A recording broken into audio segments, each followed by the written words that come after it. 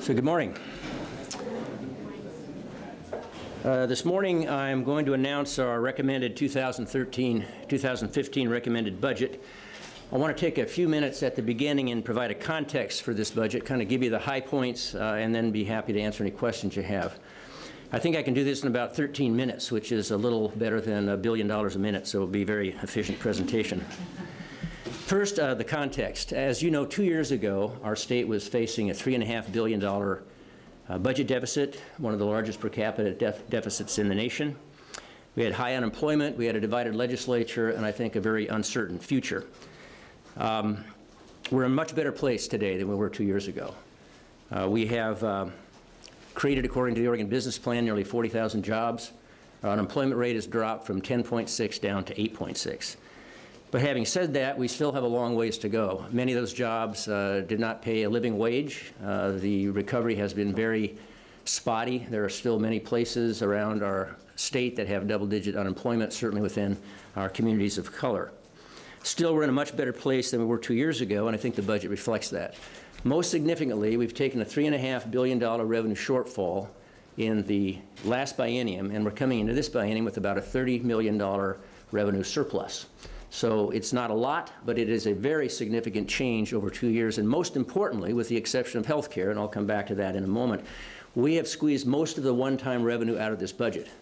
So we're presenting a budget that is based on real revenues, meaning that as the economy grows, these dollars can be invested into programs and into Oregon's recovery.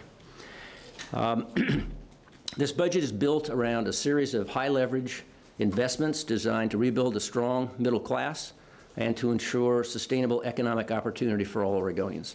This should not be viewed as a two-year budget, but as the foundation for a strategic and intentional investment plan over the next decade.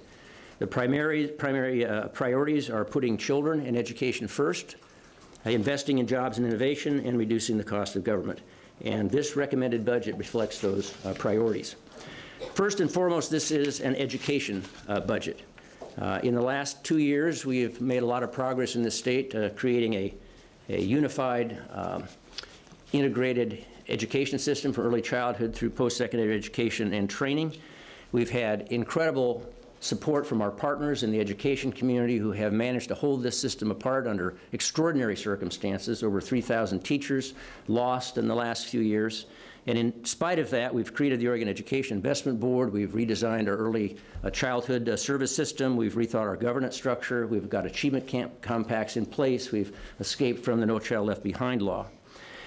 This is a huge accomplishment, moving from 3.5 in the red to 30 million in the black. But 30 million is not exactly a reinvestment budget. So we've taken some steps in this budget, some actions to try to create space for the kind of reinvestment, some in the short term, a lot in the long term, that's going to put this state back on its feet again. In the long term, we clearly need sustainable and a thoughtful reevaluation of the state's system of public finance. That's going to take time. It requires discipline. It requires a strategic approach. And everything in this budget is designed to set the stage for a discussion of long-term revenue reform a couple years down the road, and I'll revisit that in just a moment. Secondly, excuse me, we've sought to reduce the cost of health care and the cost of corrections in order to free up dollars to reinvest on the front end. We have sought to reduce some of the cost drivers that are diverting resources from the classroom, in particular the proposal to put a cap on the cost of living adjustment in the public employee retirement system. And we are going to take a serious look at tax expenditures. This is a report that's been coming out every biennium since 1995, and we're going to really take a hard look to see if we can get some additional resources for reinvestment in public services and in education through changing some of the tax expenditures. This budget includes $8 billion for the enterprise of education, and all of that is built on the foundation of early childhood. This budget completes the realignment of early childhood programs to ensure that all kids have the preschool and nutrition and health programs necessary to ensure that they're ready to learn when they get to kindergarten. We have a kindergarten readiness assessment that will be piloted in 2013 and will begin to give us feedback to guide on how well those investments are doing. We've increased Oregon Pre-K by $2.2 million. We've doubled the amount of resources in our relief nurseries. We've backfilled the one-time money in the employment-rated daycare program and made a modest increase from $8,500 to $9,000. And we've invested $21 million in early intervention and special education.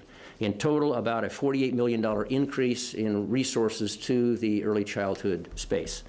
In K through 12, we've appropriated $6.15 billion to the state school fund and assumed that $253 million in cost reductions will result for school districts from the changes in the public employee retirement system. That nets $6.4 billion in purchasing power, enough to hire an additional 500 teachers.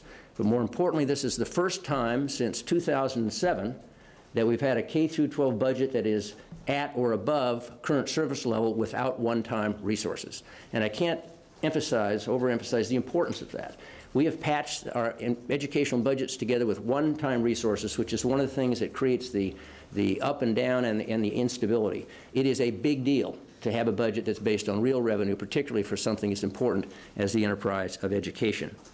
We also have a package of strategic investments, starting with an effort to ramp up investment in professional development.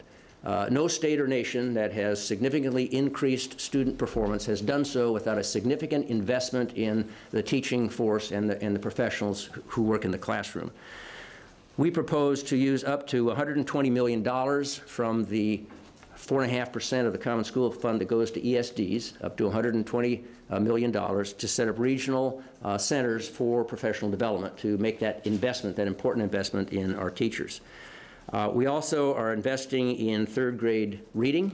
We are investing in science, technology, engineering, arts, and math to better connect our students to the workforce, and we're investing in counselors and making it easier for kids to earn college credit while still in high school, to better connect kids in our K through 12 system to post-secondary education. Now, there's a relationship between these strategic investments and our long-term goal of reforming our system of public finance. We believe that by taking a small portion of our educational budget and investing it in areas that don't just sustain but actually transform the system, we can demonstrate that those targeted high-leverage investments actually produce tangible, measurable improvements in student performance and will lead to more investments and so forth. And I think that two things are necessary if we're going to have a conversation with Oregon voters about reinvesting in education by restructuring our tax system. The first thing is they need to know that those dollars are going to go into the classroom. And secondly, they need to know that those dollars are actually going to produce tangible results. So this is a key element in the larger strategy to really reinvest in education and have another look at our tax system. In post-secondary education, we have funded community colleges and the university system with about a 7 to 8% increase, which again should be viewed as a down payment on this longer-term reinvestment strategy, and hopefully will hold tuition in check.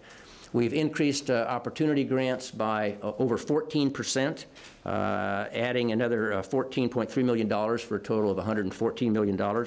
We strongly believe in tuition equity. I will support an effort to ensure that every qualified high school graduate in the state of Oregon can have access to those opportunity grants regardless of their immigration status.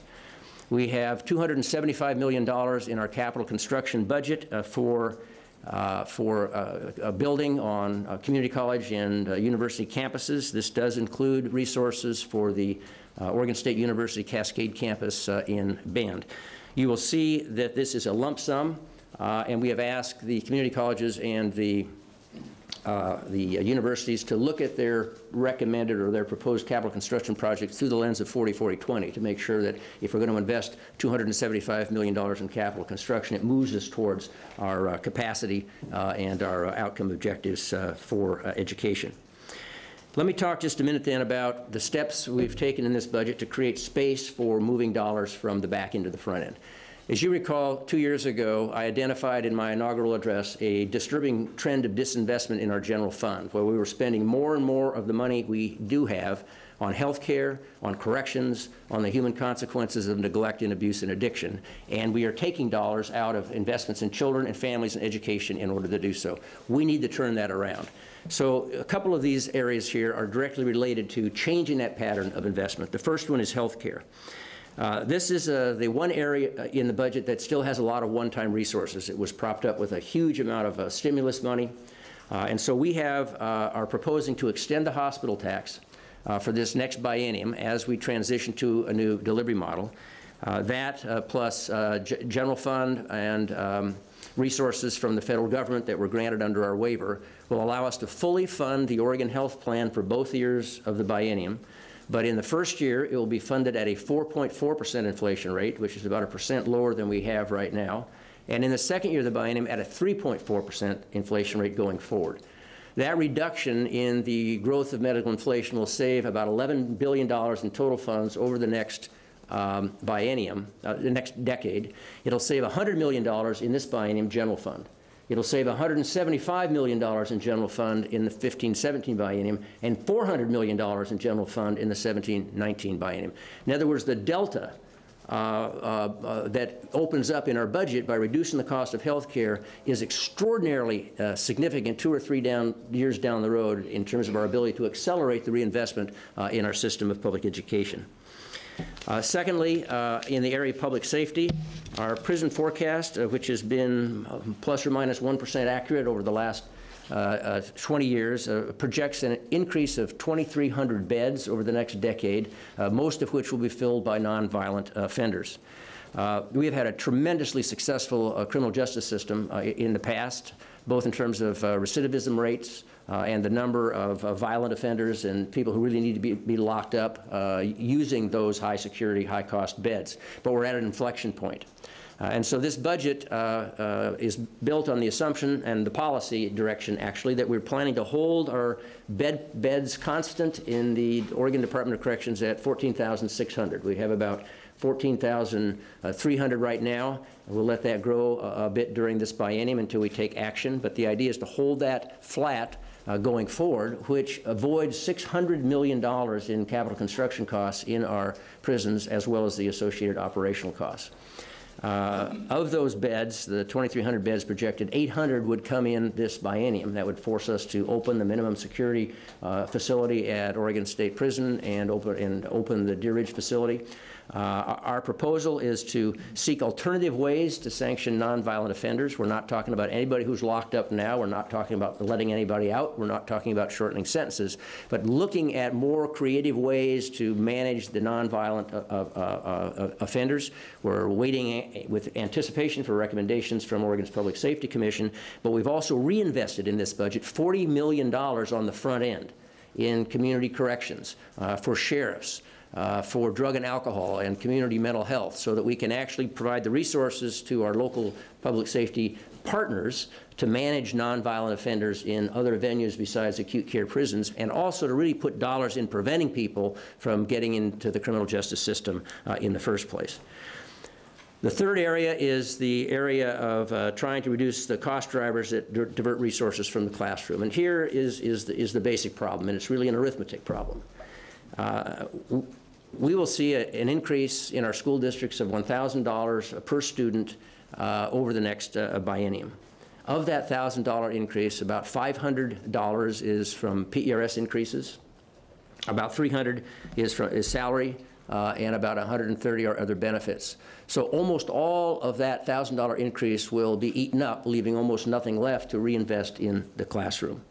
For that expenditure, which is about $600 million throughout the primary and secondary school system, we won't see a reduction in average class size. We won't see hiring additional teachers. We won't see buying back programs like the arts or vocational studies. So I want to make it really clear that this is not about the value of our public school teachers or our public employees or our classified school employees. And it's not about revamping a retirement system that, in balance, remains one of the best funded in the nation. It's essentially trying to figure out a way to balance the cost of our retirement system with our ability to put dollars in the classroom today to ensure that our students are successful tomorrow. I believe this accomplishes that, and it will also reduce the unfunded actuarial liability by about 25%. So it also makes the retirement system much more stable.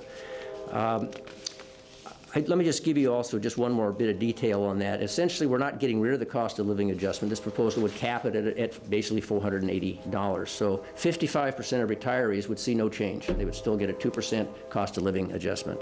75% of retirees would get at least a 1% cost of living adjustment. So again, I want to make sure we cast this. This is not, again, about the value of quality or the hard work of our employees in the public sector. It's trying to address a common problem to create a more sound and stable retirement system, and also invest in programs like education and like social service programs that are critical to a thriving and sustainable economy tomorrow. Finally, this is a budget that invests heavily in jobs and innovation, directly addressing the immediate challenge of creating new jobs, but also positioning Oregon to be more competitive in a global economy tomorrow. The budget contains over $1 billion in capital construction infrastructure projects, from lottery and general obligation bonds, including a significant increase in Connect Oregon. As I mentioned, new capital construction projects for community colleges and universities, seismic upgrades, air, marine, and rail investments, technology, infrastructure improvements. And it also contains $450 million of other bond capacity for the I-5 bridge. And we intend to work with the legislature to gain the necessary revenue to service those bonds and move forward with the Columbia River crossing. This budget also follows through on my commitment to support the local and regional economic development priorities established through our regional solutions committees. It includes resources to work in Eastern Oregon on the project to expand irrigated agriculture with water from the Umatilla and the Columbia River while enhancing fish runs. It has resources to support scaling up the East Side Forest collaboratives that are putting people back to work in federal forests through forest restoration. We maintain some small capacity to continue our work on trying to unbundle the O&C challenge in Southwest Oregon.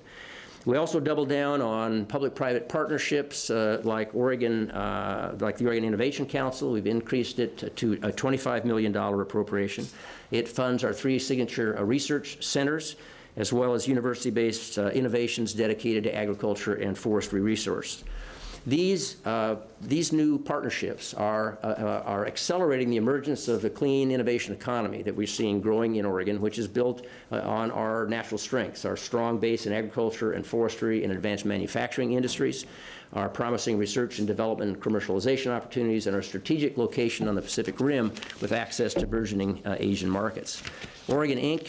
Has created, for example, 26 new companies over the last 5 years, including everything from the next generation of water purification systems to mobile renal dialysis machines, and has captured hundreds of millions of dollars in private capital and federal grants with a huge return for a very modest investment of public resources. We also include $5 million in this budget as seed capital for the Oregon Investment Act to address the whole issue of access to capital. And we have added 3 FTE to essentially implement the regulatory streamlining program report that was produced by Fred Granum from the Department of Justice to begin to move out into these regional solution centers the process of permitting and making those centers sort of the ombudsman to speed up the permitting process for our businesses. Finally, and very importantly, this budget supports the Oregon Business Plan in its commitment to raise per capita income back up above the national average by 2020 and to reduce poverty to 10% by 2020.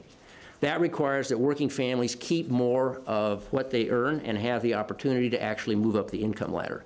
So this budget includes, as I said, an increase in the ERD, in the employment-related daycare program, and also a 30% increase in the Earned Income Tax Credit. Both of these are proven programs that actually help us meet our obligation and really our commitment to move more families from poverty to prosperity.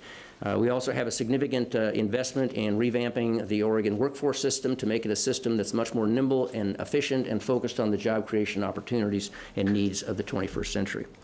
So in short, this is an excellent budget. I think that we would love to have more resources, but I think if you put this in the context of where we came from 2 years ago, from $3.5 billion in the hole to a balanced budget that is now the foundation for a very real and significant reinvestment strategy. And if you view this not as just a 2-year budget, but the foundation for the kinds of investments that will put us on the path to an enduring prosperity, I'm very, very satisfied with the proposal that I'll be taking to the legislature. Thank you. Governor, it's one thing, as you know, to propose a budget. It's another for the legislature to approve it. Do you think the will is there, the political will is there for the legislature to take leaps in terms of both PERS and sentencing law? I believe that the will is there. Obviously, these are difficult and controversial issues. I think the challenge is to make sure that this is a conversation between the executive branch and the legislature, between Republicans and Democrats, and with the people of Oregon about how we move our state forward. If we view this as little isolated pieces and in silos, the politics get a little dicey. But I think we demonstrated, and this legislature demonstrated over the last 2 years, that they have the capacity to address difficult problems in a bipartisan way and with civility, keeping the people's interest in mind, and I predict that that will happen again. Have you dropped your interest in trying to change the 6% pickup aspect of PERS, or is that going to be a separate issue? No, I still, well, it's obviously an issue on the table for collective bargaining. I still believe that the system would be better if we had the flexibility to bargain anywhere between 0 and 6% rather than 0 or 6%, and we'll be putting in the same bill we put in last session to address that. That is not, the passage of that bill is not key to this budget package, but it's an issue that I've been fairly straightforward on in the past. What sort of possible revenue do you have in mind to pay for the I-5 bridge bonds that you said you'd be talking to legislators? This is ultimately a legislative decision, and I will work with them and support them on getting the support necessary. It could range from registration and license fee increases to a whole host of other things. You're looking for about $36 million a year in capacity, and I'm actually pretty agnostic on how we do it. There's a couple things that I would probably argue against. One would be I would actually vigorously against trying to use this with used lottery and geo-bonding capacity for this. I think that's for a different purpose. But I had a very good meeting with the bipartisan legislative leadership last week, and I'm sure we'll come to some conclusion. I also have spoken to Governor Gregoire, who will include in her proposed budget that Governor-elect Inslee will take over a funding package for the Columbia River Bridge. Keeping the prisons at 14,600 inmates, the forecast shows that we're likely to hit that number around October, November. What sort of sentencing reforms would you need to actually achieve that, and is that a realistic target given the time? I think it's a very realistic target. I'm not going to second guess the recommendations of the Public Safety Commission, and I'm not wed to any particular approach. But if you look at the data and the evidence across the nation, most states are trending in the other direction. They're actually seeing a reduction in their prison population. They've closed a prison in Texas, which is not exactly the bastion of, a liberal lens on public safety. And so basically let me do an analogy. If I was still practicing medicine and I ignored the evidence and the data about the practice of medicine, I would be practicing, it would be malpractice. I think the same is true of our public safety system. There is robust information and hard data about the kinds of things that actually keeps people out of prison. And again, we're not talking about violent offenders, we're not talking about sex offenders, we're talking about that group of people, nonviolent offenders, and I think there's a whole host of ways this can be done, and it's just something we have to take on. I mean, the real question cannot be isolated as a conversation about public safety alone. You can identify kids on the front end who are going to end up in prison when they're very, very young. There's a set of very well-recognized risk factors. We know how to address them, and if we're serious about expanding the investment in education, that everyone who cares about education in this state, Everyone who cares about a robust and compassionate safety net in this state should be equally concerned about addressing this issue in public safety. It's not just a public safety issue. It's giving us the ability to invest in families and in children and in a strong economy going forward. Governor, speaking of malpractice in medicine, how confident are you that you can achieve the cost savings? Hospitals, particularly Salem Hospital, are reporting financial issues. We're having difficulty getting enough doctors to go into primary care. What evidence do you have that your reforms are working and that they will work? Well, first of all, the coordinated care organizations have been operational, I think, 120 days, right. So it might be a little too soon to leap to a conclusion. But the fact is, we have 15 of them operating around the state. And essentially, it's 15 different experiments on how you change the business model to produce better value per unit.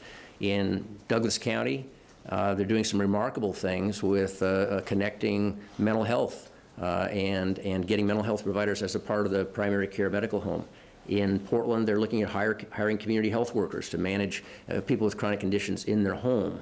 In Bend, they're developing complex care clinics to identify that 20% of the population that drives 70% of the cost. So it is too early to say, but I think we're on the right track. And again, it's remarkable that we find ourselves here after the very acrimonious debate about health care in the presidential election. We didn't have that here, and I think this is extraordinarily promising.